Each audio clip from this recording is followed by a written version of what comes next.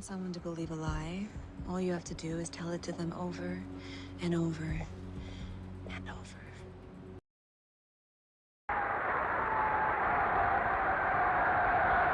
So the reason you don't hear any audio is because there's copyrighted music over it that we had to cut. So take my word for it. You can see it right here. They are applauding and they are not standing down. You see Energy Secretary Chris Wright standing next to Trump, and look at the smile on Trump's face. Again, it's giving Stalin. It's just he's almost kind of bored at a certain point. Like, all right, guys, yes, I'm your God Emperor. It's nice, but also, please, for the love of God, stop. We are here 30 seconds in. 40 seconds now. All right, and then he's like tapping the Energy Secretary, basically, stop clapping. Even I'm getting embarrassed. It's continuing to go. Oh my God. They really don't want to be, it's embarrassing.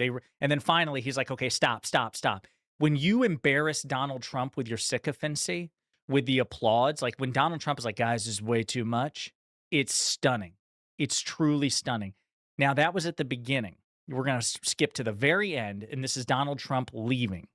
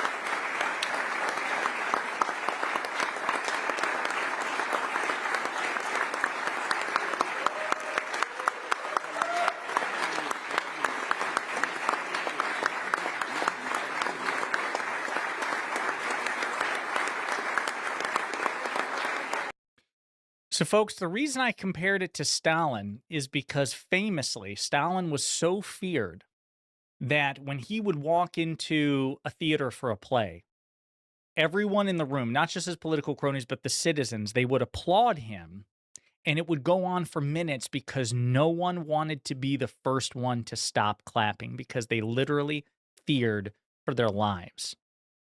And that's the sort of creepy-ass shit we just saw from these adults. Again, political leaders, the Energy Secretary, Georgia Republican Governor Brian Kemp, people reminding everybody, or ironically reminding everybody about his crypto corruption. We have the hottest country right now anywhere in the world. We live by the motto, America First. That's what's made us very strong, and we're leading China and all other countries by a lot. You want someone to believe a lie, all you have to do is tell it to them over and over and over. By the time this term is over, we're going to have probably 50% of the chip market. A year ago, when we began, we had no chip market. We had virtually none other than Intel. We had Intel. And we made a purchase of 10% of Intel. We got it for the right price. And we made approximately $72 billion on that deal. So that's Donald Trump seizing stake in American companies, which sure sounds like Marxism, sure sounds like communism, sure sounds like a command economy, the very sort of shit that Republicans used to fearmonger about, but that never manifested in the Democratic Party, has manifested in the Republican Party. We need to be more vocal about that and also tell Republicans to fuck off when they complain about communism. There is no communism, at least a prevalent strain of communism in the Democratic Party. But even if they were, Republicans are the last people on earth returning to power. Again, just one of the most obvious ways he's enriching himself off the presidency. 50% by the time this term is over, we're going to have probably 50% of the chip market. A year ago, when we began, we had no chip market. We had virtually none other than Intel. We had Intel. And we made a purchase of 10% of Intel. A data center is a facility that houses computer systems and networking equipment used to store, process, and distribute data. You can think of it as the engine room of the internet and many business operations. Data centers are used for storing data, keeping files, databases, photos, videos, and business records securely, running applications, hosting websites, mobile apps, online games, and business software. Power systems with backup generators and batteries to keep everything running during outages. Cooling systems to prevent the equipment from overheating. For example, when you watch a movie on a streaming service, send an email, shop online, use social media, ask an AI assistant a question. Your request is processed by servers in one or more data centers before the information is sent back to your device. They're run by the computers in the center. There are no jobs in these centers. He lied again. Very little actual disruption.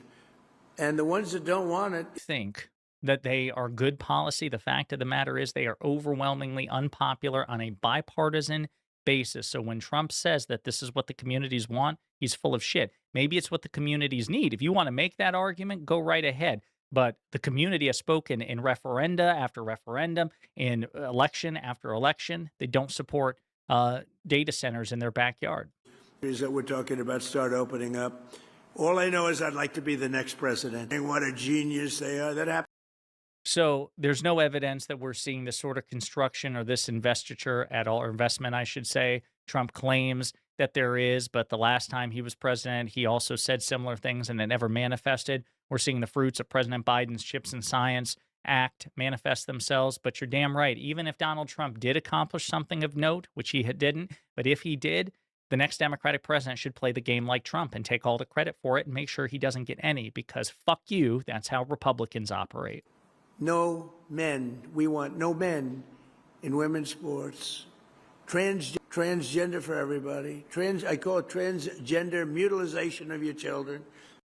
So the mutilization is not a word. Mutilation is a word. That's still not what the American people or the Democratic Party are wanting. So he's, creating a caricature of Democratic policy, and he's using it to try to marginalize and bully an already bullied and marginalized group, the trans. No. It sounds like you're having a kind of a mass psychosis. The far left, progressive left, doesn't want anybody to hear the speech. This is an amazing thing. All right? Here's Congresswoman Ocasio-Cortez. Go. I don't think that we should be contributing to any platforming of lies about our election. And so I think that, many news outlets oftentimes may receive transcripts. And I think that we have an ethical obligation to not air things that undermine our election, that are not rooted in evidence and fact. All right, so that's what the communists do. You can't have an opposing point of view in Beijing or Moscow or Havana or Hanoi. You can't. The government puts on something Putin doesn't like. A person who puts it on, bye. Okay? That's what she wants. Wow. Bill O'Reilly's gotten so old he forgot what communism was like. It's not the Democratic Party. So don't let him blow smoke up your asses. He's still a dumbass Republican from Fox News. Fox lying news. This is when he was speaking. This is when the FCC was telling America that Fox News was not actually a news station, but it was a propaganda station. And that's part of the communist way, right there. Bill O'Reilly, I am going to remind you what it's all about with communism, because evidently you're so fucking old you forgot, or you're just so old you just got stupid, or you're staring to your propaganda bullshit, one or the other. But I believe the latter. Anyway, let me remind you exactly what communism is about, okay? Concentrating executive power, expanding presidential control over executive agencies, and reducing the independence of career civil servants, emphasizing personal loyalty. placing a high value on loyalty to the president among appointees, and criticizing or removing officials who publicly disagree, attacking independent institutions, frequently criticizing judges, prosecutors, intelligence agencies, or the media when they are seen as opposing the administration, questioning election outcomes, efforts to challenge the results of the 2020 presidential election, and continued claims that the election was stolen despite courts rejecting many of those claims. Using government power against perceived opponents. Critics have expressed concern about rhetoric suggesting investigations or prosecutions of political rivals, while Trump argued these are legitimate law enforcement matters. These are communist. Bill, but I think you knew that already. You're still a lying piece of shit that's still looking for a place in life. You're like Trump him walking dead self. It's doing to this woman on camera.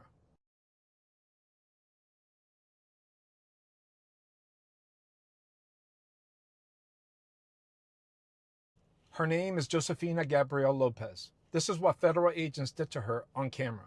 She was charged with assaulting a federal officer. A jury found her not guilty. But in a system with a quota, 100 to 200 denaturalization cases per month, even acquittal doesn't stop the pipeline. Wrongfully detained, sexually assaulted by an ICE agent in broad daylight on camera, falsely charged, acquitted, and still facing denaturalization. If this was your sister, your daughter, your neighbor, this would be everywhere. It's not, because the system counts on you not seeing it. The election is coming in November. It's important to be on the right side of the Constitution and history. If this resonates with you, follow along. There's more to come. Connection over conquest. And was given 16. Australian man found a live frog inside of his salad bag. And here are 6 kids Donald Trump has formally graped in the span of 6 years. Michael Parker, just 10 years old, was orally graped by Donald Trump at Mar-a-Lago. Trump paid his parents $3 million in settlements. Kelly Foyer, just 12 years old, was forced into intercourse by Donald Trump at the Trump Tower and was given a $1 million settlement.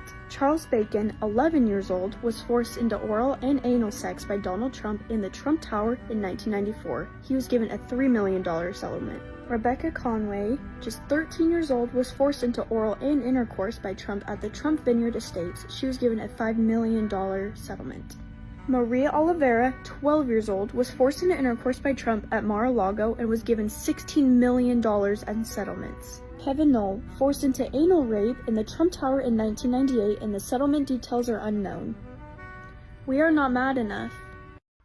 Breaking news, an Australian man found a live... Trump's former personal employees who worked for the pageant which Donald Trump owned called the Miss Teen America Beauty Pageant stated that anyone who is looking for more answers about Donald Trump's connection to Jeffrey Epstein needs to be looking into the Miss Teen America Beauty Pageant which Donald Trump owned. For years, and I really didn't want to get into this because this is not in my job description, and it's very dangerous to come out with this publicly.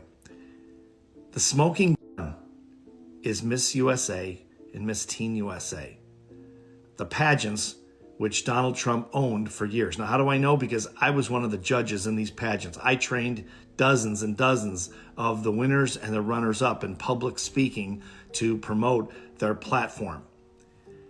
This is all I'm going to say about this. If you're in the media and you're looking for information, start with Billy Bush.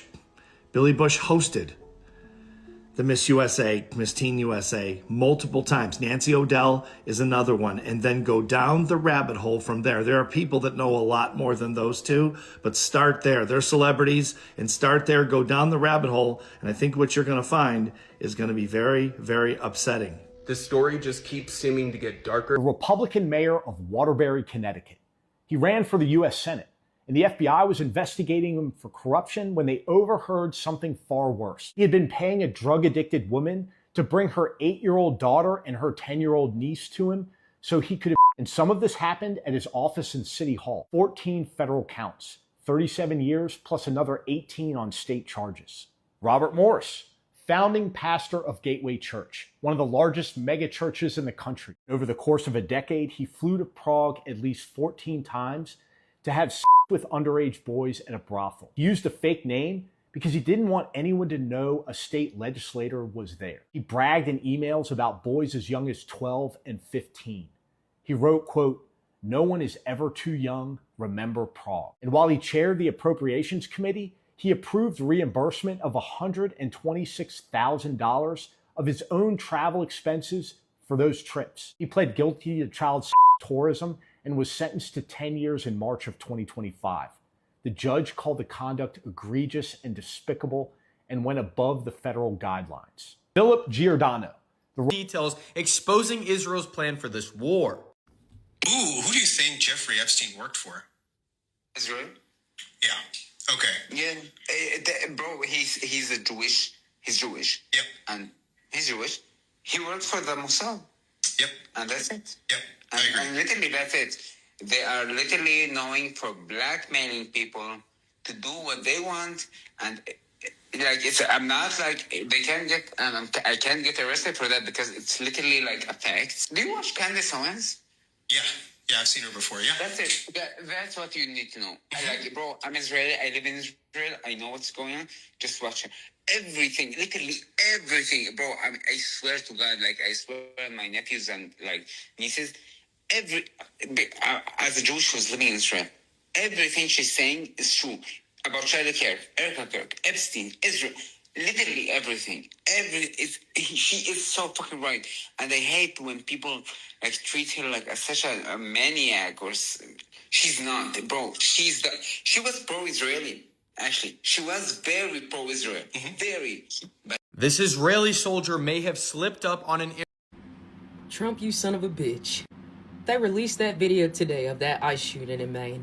In Biddeford, the one that you said ICE has the right to defend themselves against cars that are looking like they're ramming them. They posted that video today, and that man was at an intersection going around them when the ICE officer ran up to his vehicle on the side, and then multiple of them tried to open the car door in civilian clothing. Meanwhile, they don't know his fucking name. Another vehicle shows up in the video, and it's an ICE vehicle blocking him in so you can shoot him 6 times. You son of a bitch. Y'all need to wake up. Now. I showed you him for 18 months. They're not going to stop this motherfucker. And that's fine. Either you wait until he currently buries us into the fucking grave, or we do something about it before December, baby. Because I can't tell you how many times. This political system is a fucking hoax. You're not in a democracy. You're in an oligarch. Newsflash. You're run by the rich. This is not a majority of all. The majority of all is fucking broke, poor, and fucking starving right now. These motherfuckers in Congress have the audacity and caucasity to decide on it till you have a housing right bill. Bitch, that's given to you in your 3rd Amendment. But them motherfuckers wouldn't know that because they're not required to know any civics before they sign up as a fucking senator. This man just got multiple U.S. military bases hit between Kuwait, Bahrain, and Oman in less than 24 fucking hours, and didn't say shit about the update of the troops, didn't say shit about the update of the soldiers, and didn't say shit about the update of our equipment. Newsflash, that's billions of dollars gone. Outside of the $1.7 billion he currently is taking into the fucking economy every day by sending a fucking blockade in the fucking Caribbean and the Strait of Hormuz. And then, y'all motherfuckers not even talking about Lorenzo Salgado. Mira, no joda conmigo. No tengo tiempo para nada ahora. Yo te permito, pobrecito. La rompete. Mira, coño, yo quiero pelear. Newsflash, Negroes. After they finish with the Latinos, they come after us, the Jewish, the Italians, and the motherfuckers that look like them. Newsflash, Negroes. There's no Black Panthers coming to save you. Them motherfuckers are still trying to figure out who's black and white. And last but not least, bitch. Newsflash, no rich people are coming to save us. None of your followers or mutuals, and anything that you're doing on this app ain't gonna change shit. So let me tell you something. You should feel very, very blessed that in this country at this point in time, we are not at a war where you need to know your motherfucking right. God damn it, because in the next 2 months, you don't know what the fuck is going to happen when Armageddon gets here. China and Russia is preparing for war with us. The U.S. Nobody else. Pay attention. Trump, you son of a